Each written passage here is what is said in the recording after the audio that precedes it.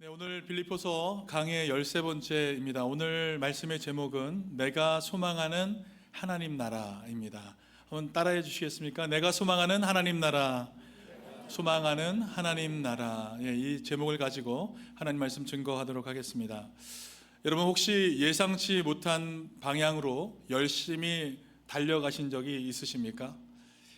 한 유소년 축구 경기에서 있었던 일입니다. 한 아이가 공을 잡자마자 엄청난 속도로 질주를 시작했습니다. 근데 아무도 막지 않는 거예요. 근데 그 아이가 달려간 곳이 상대팀 골대가 아니라 어디 골대였을까요? 자기 골대였습니다. 관중석 부모들의 비명과 코치의 다급한 외침이 들렸지만 이 아이는 그저 신이 나서 자신의 골대를 향해서 계속 달려가게 되었습니다. 결국 동료 수비수가 쫓아가서 그 아이를 딱 붙잡고서야 가까스로 자책골을 면했다고 합니다. 여러분, 이 이야기는 웃음을 자아내지만 한편으로는 우리의 신앙생활의 방향을 생각해 보게 합니다. 우리 안에 하나님을 향한 열심은 가득하지만 때로는 그 방향이 잘못돼서 엉뚱한 대로 달려갈 수 있기 때문입니다. 우리가 소중하게 생각해야 할 하나님 나라와는 정반대의 길을 어쩌면 우리가 걷고 있을지도 모르기 때문이죠. 사도 바울도 한때 그런 사람이었습니다. 예수 믿는 자들을 박해하는 것이 하나님을 위한 열심이라 생각하면서 그곳을 향해서 다른 박질하며 달려갔습니다. 잘못된 방향으로 질주를 하게 된 것입니다. 그러나 잘못 달려가는 아이를 붙잡아 세우듯이 부활하신 예수님께서 이 다메섹 도상에서 사도 바울을 붙잡아 주셨습니다. 그리스도 예수께 붙잡힌 바 된 이후에 바울의 인생은 완전히 바뀌게 되었습니다. 그리고 예수님께 붙잡힌 지 30년 지난 지금 사도 바울이 예수님을 만났던 처음 시기와 빌립보서를 작성했던 시기는 30년 정도가 떨어져 있어요. 30년이 지난 지금 여전히 바울은 표대를 향해 달려가노라, 표대를 향해 달려가노라 라고 우리 오늘 본문 바로 앞절에 그렇게 고백을 했습니다. 그리고 오늘 본문은 이러한 바울의 고백 이후 우리에게 중요한 세 가지 태도를 얘기해 주고 있습니다. 첫째는 지속적인 달려감의 중요성, 두 번째는 잘못된 길을 가는 사람들의 행함과 대비되는 우리의 자세, 세 번째는 우리가 달려가야 할 궁극적인 목표이자 소망에 대해서 사도 바울이 얘기해 주고 있습니다. 오늘 이 말씀을 통해서 우리가 달려가야 할 진정한 그 표대가 무엇인지, 우리가 살아가고 있는 그 이유는 무엇인지 함께 확인하면서 은혜를 나누는 시간이 되기를 간절히 소망합니다. 첫 번째, 성숙한 사람이 가져야 할 자세입니다. 15절부터 17절 말씀이 여기에 해당하는데요, 먼저 15절 말씀 우리 같이 함께 합독하겠습니다. 시작. 그러므로 누구든지 우리 온전히 이룬 자들은 이렇게 생각할지니 만일 어떤 일에 너희가 달리 생각하면 하나님이 이것도 너희에게 나타내시리라. 아멘. 바울은 여기서 누구든지 우리 온전히 이룬 자들은 이렇게 생각하라 라고 얘기했습니다. 여기 보시면 온전히라는 단어가 있죠. 헬라어로 텔레이오스라는 단어예요. 텔레이오스라는 단어. 이 단어는 문자적으로 완전한이라는 의미가 담겨져 있습니다. 완전한. 근데 이 완전하다는 것이 더 이상의 노력이 필요 없는 절대적 완전을 나타내는 것은 아닙니다. 오히려 이전의 연약함과 무지함에 비해서 상당히 성장한 상대적 완전을 의미하는 단어예요. 그래서 아직도 더 높은 목표를 향해 노력할 여지가 남아있는 그 상태를 얘기할 때 텔레이오스라는 단어를 사용했습니다. 이전보다는 많이 완전해졌지만 여전히 더 자라야 할 부분이 있다고 하는 그런 사람들, 계속적인 성숙자들을 의미할 때 이 텔레이오스라는 단어를 사용했습니다. 그런데 실제로 이 초대 교회에서 이 텔레이오스라는 단어를 오해해서 자신들만이 특별한 어떤 엘리트 성도라고 여기게 한 집단들이 있었습니다. 잔 스토트 목사님의 설명에 따르면 골로새 교회에 침투해 있었던 이 영지주의자들이 있었는데요, 이들은 성도님들을 두 부류로 나누게 되었어요. 그러니까 다수의 사람들을 보통 신자라고 부르고, 자신들은 특별한 지식을 받았기에 완전에 이른 자들이라고 스스로를 부르기 시작했다라는 것입니다. 바울은 이러한 영적 엘리트주의에 경악하면서 참된 성숙은 일부 특정 계층만의 전유물이 아니라 모든 성도가 함께 이루어야 할 계속되는 성장이라는 것을 오늘 본문을 통해서 강조하고 있는 것입니다. 그러므로 여기 온전히 이룬 자들은 어떤 완벽한 영적 단계에 도달한 엘리트들을 위한 것이 아니라 이전에 비해서 성숙했지만 여전히 더 높은 것을 향해 나아가야 되는 모든 성도님들을 가리키는 그런 말이다라는 것이에요. 모든 성도님들에게 텔레이오스라는 단어를 사용한 것입니다. 이런 성숙한 성도들에게 바울이 뭐라고 얘기합니까? 이렇게 생각할지니라고 얘기하고 있어요. 여기서 생각하다라는 이 단어는요, 헬라어로 프로네오라는 단어예요. 프로네오, 따라해 보세요. 프로네오. 프로네오는 머리로 생각하는 것이 아니에요. 머리로 생각하는 것이 아니라 마음으로 느끼고 생각하고 결단하여서 실제로 행하는 것. 마음으로 느끼고 생각하고 결단해서 행하는 것까지 포함하는 단어를 프로네오라는 단어를 사용한 것입니다. 그러니까 능동적인 사고를 의미하는 것이에요. 따라서 15절 첫 부분에 우리 온전히 이룬 자들은 이렇게 생각할지니라는 이 문구를 종합해서 우리가 해석한다면 이렇게 해석할 수 있어요. 곧 표대를 향해서 달려가면서 이전보다 더욱 완전한 사람이 되었지만 여전히 하나님께서 위에서 부르신 부름의 상을 위해 전진하고 있는 사람들은, 그 모든 사람들은 마음에 느끼고 생각하고 결단하고 그대로 실천하라라는 의미가 이 문구에 담겨져 있는 것입니다. 바울은 지금도 경주를 계속하고 있는 성숙한 성도들에게 마음에 느끼고 생각한 바를 결단하고 행동하십시오. 결단하고 행동하십시오라고 권면해 주고 있는 것이에요. 더 나아가서 바울은 16절에 이렇게 권면하고 있습니다. 우리 같이 한번 읽어보겠습니다. 오직 우리가 어디까지 이르렀든지 그대로 행할 것이라. 바울은 경주의 길에서 함께 달려가고 있는 성숙한 성도들에게 그대로 행하라 라고 권면해 주었습니다. 여기서 그대로 행하다라는 이 단어도요, 헬라어 단어인데 너무나 중요한 헬라어 단어예요. 스토이케인이라는 단어예요. 스토이케인, 따라해 보세요. 스토이케인. 여러분, 이 단어는요, 원래 로마 군대가 정렬을 할 때 군대 제식 훈련 하잖아요. 앞뒤로 팔을 흔들면서 제식 훈련할 때 사용되었던 단어예요. 그 줄을 맞추고 정렬하고 행진한다. 정렬해서 행진할 때 스토이케인이라는 단어를 사용했습니다. 여러분, 바울이 굳이 이 단어를 이곳에서 사용한 그 이유는 무엇일까요? 17절에 그 해답이 나와 있습니다. 우리 같이 한번 읽어보겠습니다. 시작. 형제들아, 너희는 함께 나를 본받으라. 그리고 너희가 우리를 본받은 것처럼 그와 같이 행하는 자들을 눈여겨보라. 아멘. 바울은 빌립보 성도들에게 말하고 있어요. 나를 본받으라 라고 얘기하고 있습니다. 기준이 되는 자신을 보고 스토이케인, 정렬하고 행진하라.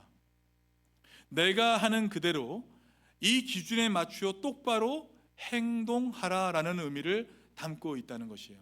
이것 때문에 스토이케인이라는 단어를 여기에서 사용한 것입니다. 그리고 너희가 우리를 본받은 것처럼 그와 같이 행하는 자들을 눈여겨보라라고 얘기하고 있어요. 이 의미는 공동체 안에 믿음의 본을 주목하고 배우라. 공동체 안에서 믿음의 본을 보이고 있는 사람을 주목하고 배우라라는 긍정적인 말이라고 해석할 수 있습니다. 여러분, 보통 내 말은 들어도 내 행동은 본받지 말라. 리더들이 그렇게 얘기하죠. 보통의 리더들은 그렇게 얘기합니다. 내 말만 들으세요. 내가 하는 행동은 따라하지 마세요 라고 얘기합니다. 그러나 바울은 말과 삶이 일치했기 때문에 내가 삶으로 보여준 그대로 너희도 행하라.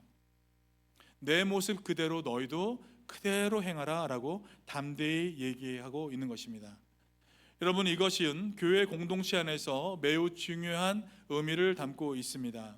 여러분, 우리는 각자 떨어진 채로 구원받은 고립된 개인들이 아니라 복음 안에서 하나로 부름받은 하나님의 가족으로 함께 구원받은 것이라는 것을 성경은 말하고 있습니다.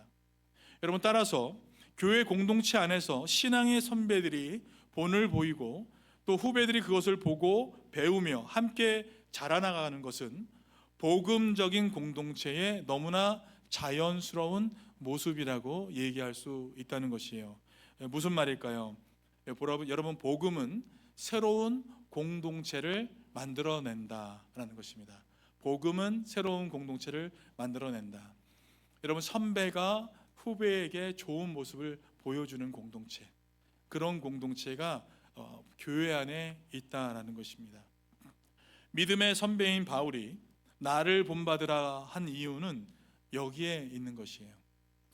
여러분, 이 맥락을 조금 더 잘 이해하기 위해서 고린도전서의 한 장면을 제가 꺼내 보려고 합니다. 고린도전서 11장 1절에서 사도 바울은 똑같이 여기에서도 이렇게 얘기하고 있습니다. 내가 그리스도를 본받는 자 된 것 같이 너희는 나를 본받는 자 되라. 고린도전서에서도 똑같이 본받으라 라고 얘기하고 있습니다. 이렇게 얘기하게 된 그 배경이 있습니다. 고린도 교회에는 당시 여러 문제가 있었는데요, 그 중에 하나가 우상의 제물을 먹는 문제가 그들 안에 있었습니다. 우상의 제물을 먹어야 되는가 말아야 되는가. 한쪽에서는 이 우상의 제물도 음식이기 때문에 먹는데 아무런 문제가 없습니다 라고 먹는 그룹이 있었고요, 또 다른 그룹은 이것은 우상에게 드려진 제물이기 때문에 입에 넣을 수 없습니다 라는 문제가 고린도 교회 안에 팽팽하게 긴장된 상태에서 있었던 것입니다. 바울은 이러한 상황에서 자신의 입장을 분명히 밝혔습니다. 믿음이 연약한 형제가 만일 내가 이 음식을 먹는 것으로 인해서 실족하게 된다면 나는 다시는 이 고기를 입에 대지 않겠습니다 라고 사도 바울이 얘기하게 된 것이에요. 바로 그 맥락에서 사도 바울이 나를 본받으라 라고 얘기하고 있는 것입니다. 믿음이 강한 자신이 복음을 위해서 또 연약한 성도를 위해서 자기가 누릴 수 있는 자유까지도 기꺼이 절제했으니 고린도 성도들도 서로 비방하면서 업신 여길 것이 아니라 너희도 이와 같이 연약한 자를 배려하는 모습으로 나를 본받으라, 그렇게 얘기한 것입니다. 바울은 빌립보 교회 성도들에게도 동일한 마음을 지금 가지고 있는 것이에요. 나를 본받으라. 한번 여러분 따라해 보시겠습니까? 함께 나를 본받으라. 여러분 누구에게 이렇게 자신 있게 얘기하실 수 있겠어요? 나를 본받으십시오. 저도 쉽게 할 수 없는 말이에요. 근데 바울은 함께 나를 본받으라 라고 권면해 주고 있다는 것이에요. 복음을 위해, 연약한 성도를 위해 내가 즐길 수 있는 권리도 때로는 기꺼이 포기할 수 있는 모습, 여러분 그런 모습이 우리에게 있어야 될 줄 믿습니다. 바울의 삶의 기준은 무엇이었어요? 언제나 이것이 생명을 살리는 일인가 아닌가 였습니다. 내가 하는 행동이 영혼을 살리는 일인가, 생명을 살리는 일인가, 죽이는 일인가, 이것이 그의 기준이 되어서 그의 말과 행동이 여기에 맞춰져서 이루어지게 된 것입니다. 사랑하는 성도 여러분, 우리는 정말 하나님의 은혜를 충분히 경험하고 그리스도의 십자가 사랑을 맛본 사람들이 맞습니까? 여러분 맞습니까? 아멘. 그렇다면 여러분, 우리가 해야 할 일은 무엇입니까? 결코 나보다 연약한 믿음을 가진 사람을 정죄하거나 비방하는 그런 일이 될 수가 없는 것입니다. 우리는 그들을 품고 안아서 함께 가야 되는 사람들입니다. 여기 작은 영상, 짧은 영상을 여러분께 소개하겠습니다. 한번 보시겠습니다. Stop, please, Daddy. 범죄자를 보게 된 소녀. What's wrong with you? My kidneys don't work. Where did you get them from? Someone has to give me one. 그 순간 Daddy, Yes, do I have kidneys? yes, two. I could give you a mine. 뜻밖의 말을 하는데요. It's not how it works, sweetheart. Why? Because you need them. 아빠는 이 상황이 걱정스러웠지만 I don't want you talking to him. I think he's nice. He has tattoos like you. Jesus loves him. Why can't we? 소녀는 병실까지 찾아갔고 Never told you your name, so we're still strangers. Oh, sorry. Edgar. Can I sit with you? 모두가 외면하던 그의 친구가 되어줍니다. Is this your family? Used to be. I lost them. You should try to find them and say sorry. Maybe they'll forgive you. I think that's enough for tonight. Okay, come back tomorrow. Lucy, thank you. 그리고 그날 이후 Here's my Christmas present for Edgar. 더욱더 간절해진 소원. I want to give my friend Edgar one of my kidneys. You're so sweet and loving, Lucy. You truly are one of a kind, but this isn't something I can do without your parents' permission. Please, Daddy. Why do you keep asking us this? Because I don't want my friend Edgar to die. 소녀는 이 마음을 전하기 위해 What's this? A book. I draw it for you. For me? 직접 만든 그림책을 선물했는데요. Okay. I better get going now. I can't breathe really well. Of a sad man, Jesus gave you his love. I want to give you my kidney so you can be with your family. 남자는 뒤늦게 인생에 대한 후회가 몰려왔지만 Again. Time of death, 6:47 a.m., December 25th. Lucy! 결국 떠나버린 소녀. 하지만 소녀가 남긴 신장으로 두 번째 기회를 얻게 됐죠. 네, 여러분, 짧은 영상을 막 편집해서 보여준 영상인데 이게 영화에 있어요. 한번 찾아보세요. 영상에서 보셨듯이 여러분, 진정한 사랑이 무엇입니까? 말로만 하는 것이 아니라 행동으로 드러날 때 그 힘이 발휘되게 되는 것입니다. 작은 희생과 배려가 한 영혼을 살리고 무너진 마음을 일으켰습니다. 여러분, 우리 주님께서도 그렇게 하셨죠. 그분은 죄인된 우리를 정죄하지 않으시고 오히려 십자가에서 자신의 생명을 내어주심으로 우리를 감싸 안아 주셨습니다.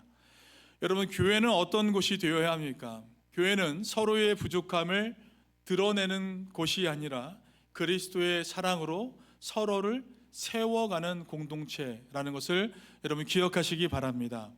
은혜를 경험한 우리는 예수님을 본받아 바울처럼 공동체를 살리는 본이 되길 간절히 소망합니다.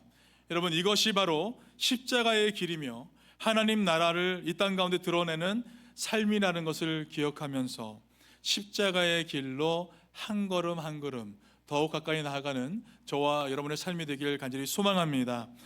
두 번째는 십자가의 원수로 행하는 자들에 대한 경고예요. 18절과 19절 말씀인데요. 바울은 앞에서 뭐라고 했습니까? 나를 본받으라 라고 얘기했어요. 그런데 18절과 19절은 대조적으로 본받지 말아야 할 사람들을 묘사하고 있습니다. 우리 18절과 19절 말씀 같이 함께 합독하겠습니다. 내가 여러 번 너희에게 말하였거니와 이제도 눈물을 흘리며 말하노니 여러 사람들이 그리스도의 십자가의 원수로 행하느니라. 그들의 마침은 멸망이요 그들의 씨는 배요 그 영광은 그들의 부끄러움에 있고 땅의 일을 생각하는 자라. 아멘. 여러분, 바울은 이것을 이미 여러 번 말해왔다라고 얘기하고 있습니다. 심지어 지금 이 편지를 쓰면서도 뭐 한다고요? 눈물을 흘리며 얘기하고 있다라고 기록했습니다. 바울은 무엇 때문에 이렇게까지 눈물을 흘리며 안타까워하고 있는 것일까요? 많은 사람들이 그리스도의 십자가의 원수로 행하고 있기 때문이다 라는 것입니다. 바울은 담대한 복음 전도자였지만 동시에 영혼을 향해 눈물 흘릴 줄 아는 그런 목자였습니다. 잔 스토트 목사님이 이렇게 표현했어요. 사실 그리스도인들에게는 흘려야 할 눈물이 있다. 그러나 그 눈물을 흘리는 사람은 너무나 적다 라고 얘기했습니다. 여러분, 바울은 복음의 원수로 행하며 결국 멸망에 이를 자들을 생각할 때 가슴 아파서 눈물을 흘렸습니다.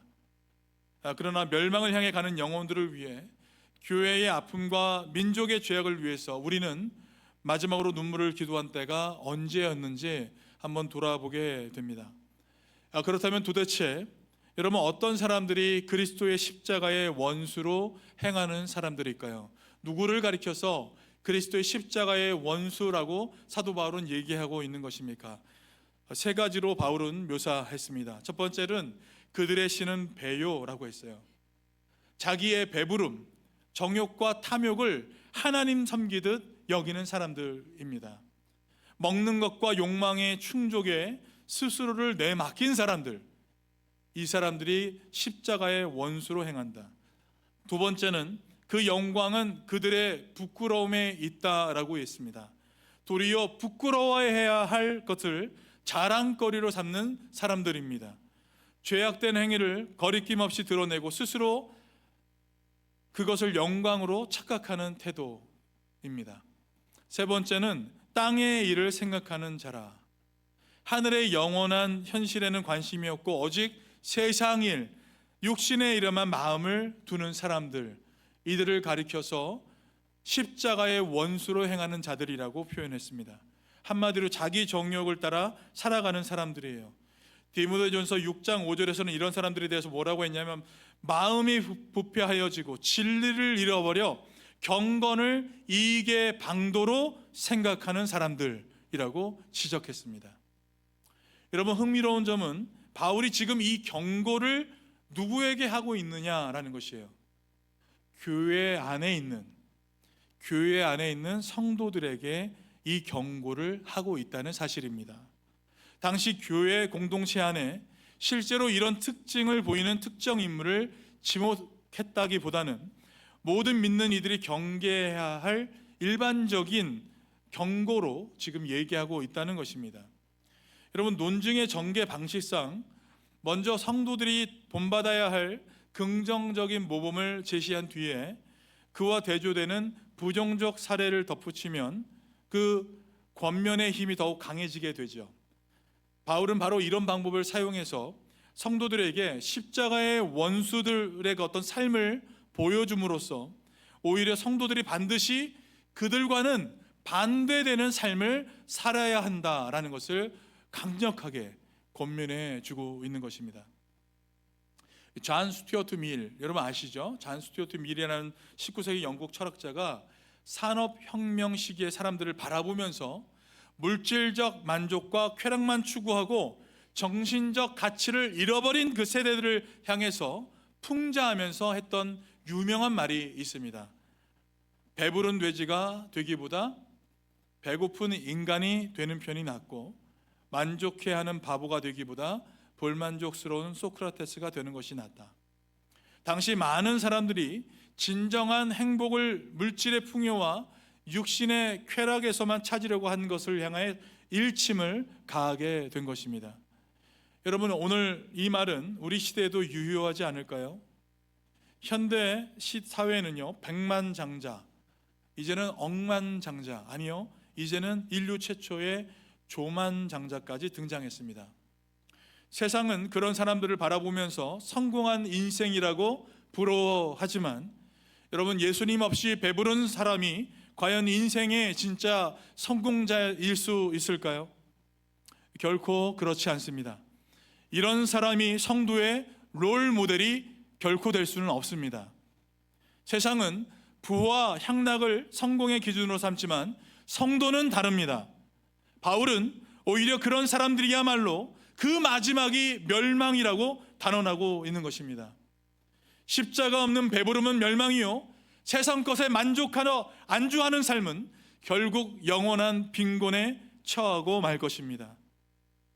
존 스튜어트 목사님이 십자가의 원수로 살아가는 사람의 4가지 모습을 얘기해 주었습니다. 첫째는 예수님의 십자가로만 얻을 수 있는 의로움을 거부한 채 자기 의를 추구하는 것, 주님이 명하신 자기 십자가를 지는 삶을 외면한 채 자기 탐욕을 따라 방종하는 것, 그리스도의 십자가 복음을 자랑하기 보다는 자기 과시에 몰두하는 것, 예수님의 십자가만 자랑하지 않고 대신 자기 영광을 추구하는 것, 이런 사람들이 십자가의 원수로 행하는 사람들입니다.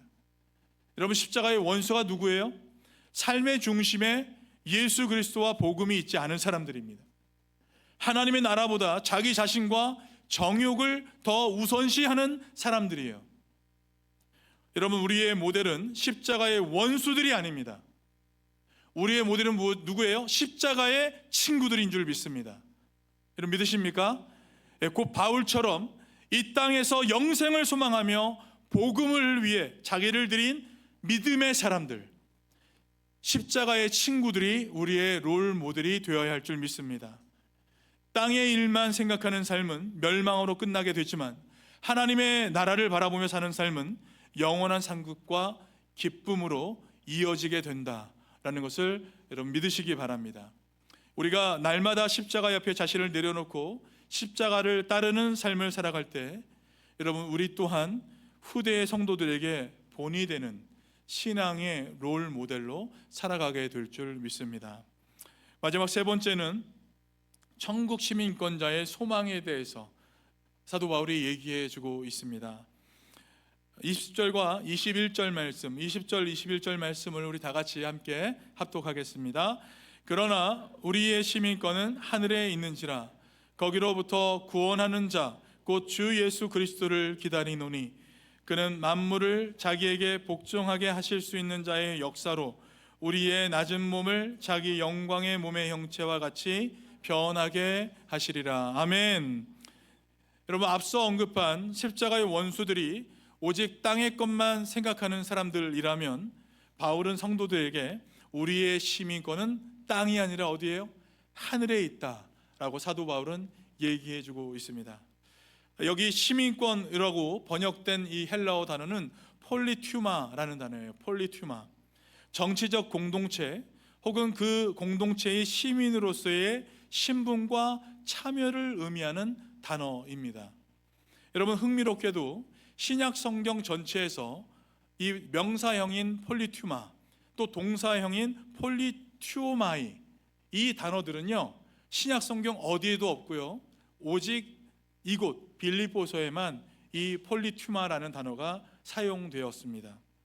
바울이 굳이 이 표현을 이곳에만 사용한 것은 빌립보 교회의 상황이 고려된 것으로 볼 수 있습니다. 빌립보가 있는 곳이 어디예요? 로마 제국의 식민지 도시였습니다.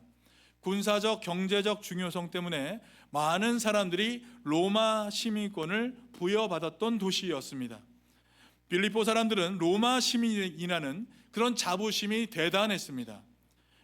여기 지도를 한번 보시면 실제로 그들은 지리적으로 멀리 떨어진 마케도니아 땅에 살고 있었지만 로마의 식민 시민으로서 로마의 문화와 법을 따르면서 자부심을 가지고 삶을 살았던 사람들이었습니다. 그 도시는 로마 군 출신들이 정착해 살았고요, 거리에서는 라틴어가 공용으로 쓰였고 로마식 복장을 입고 로마 법정을 세우고 어디서든지 작은 로마를 이루며 삶을 살아왔던 곳이었습니다. 바울은 이 익숙한 그림을 빌립보 성도들에게 지금 상기시켜 주면서 너희의 궁극적인 시민권은 로마가 아니라 하늘에 있다라고 대조적으로 얘기해 주고 있는 것입니다. 비록 당신들이 로마 시민권을 가진 것을 자랑스러워하고 있을지는 모르겠지만 잊지 마십시오. 당신들은 하늘 신분이라는 더 높은 신분을 얻은 사람들입니다. 그 얘기를 해주고 있는 것이죠. 하늘의 시민권을 가졌다는 말은요, 우리가 하늘나라의 시민이라는 의미이지요. 그래서 예수님이 얘기하신 게 무엇입니까, 여러분? 먼저 누구의 나라요? 그의 나라와 하나님의 나라와 의를 구하라. 왜요? 왜 먼저 하나님 나라와 의를 구해야 합니까? 우리가 누구라고요? 우리가 천국 시민이기 때문에 그렇다는 것입니다. 우리는 비록 이 땅에 살고 있지만 우리가 진짜로 속해 있는 곳은 천국이라는 사실입니다. 여러분, 그렇기에 다시 말해서 우리의 우리의 관점은 이 땅의 관점이 아니라 어디의 관점을 두어야 할까요? 하늘의 관점, 곧 그리스도의 시각으로 모든 것을 바라보며 살아가야 하는 사람들이 것입니다. 예수님께서 이 땅에 계실 때 보여주신 행동과 말씀을 세상 사람들은 이해하지 못했습니다. 도대체 왜 저런 말씀을 하시지? 여러분, 왜 그랬을까요? 예수님은 하늘의 관점에서 모든 일을 행하셨지만 사람들은 땅의 관점을 가지고 자기 중심성으로 예수님의 말씀을 해석하려고 했기 때문입니다. 그래서 이해하지 못했어요. 결국 사람들은 자기들의 좁은 관점에 위협이 된다고 생각해서 예수님을 십자가에 못 박기까지 했습니다. 그렇기에 우리가 십자가의 원수들의 길을 따르지 않으려면 우리가 해야 될 일은 무엇일까요? 우리는 반드시 하늘 관점, 하늘의 관점을 붙들고 삶을 살아가야 한다라는 것입니다. 날마다 하늘 시민답게 생각하고 느끼고 결정하고 행동해야 하는 것입니다. 여러분, 사실 이것이 바울이 앞에서 이렇게 생각하라, 프로네오라고 말했던 그 말의 의미가 되는 것입니다. 우리의 가치관과 삶의 기준을 어디에 두라고요? 하늘 소망에 두라라는 것이에요. 하늘 소망.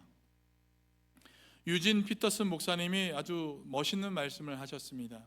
하나님께서 이 땅 위에 건설하기 원하시는 하늘의 식민지가 있는데 그게 어디라고요? 바로 교회입니다 라고 했어요. 교회. 여러분, 무슨 뜻입니까? 교회는 하나님의 주권이 이루어지고 하늘의 관점이 상식으로 통하는 곳이어야 한다. 할렐루야, 아멘. 교회 안에서는 세상의 관점이 오히려 비상식적인 곳이 되어야 마땅합니다. 만일 세상에서 높이 평가되는 땅의 일들이 교회 안에서도 동일한 가치로 환영받는 곳이 된다면 그 교회는 이미 교회의 정체성을 잃어가고 있는 것입니다.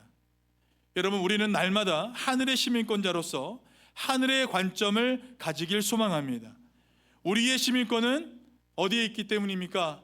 하늘에 있기 때문입니다. 할렐루야. 예, 우리는 하늘의 시민권자입니다.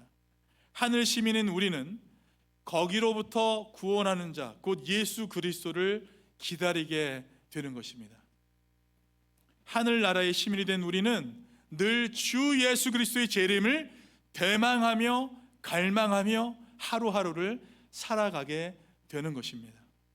21절은 그 주님께서 하실 일을 소망 가운데 묘사하고 있어요. 우리 같이 한번 큰 소리로 한번 합독하겠습니다. 그는 만물을 자기에게 복종하게 하실 수 있는 자의 능력으로 우리의 낮은 몸을 자기 영광의 몸과 같이 변하게 하시리라. 할렐루야, 아멘. 여러분, 여기서 만물을 자기에게 복종하게 하실 수 있는 자의 능력이란 무엇입니까?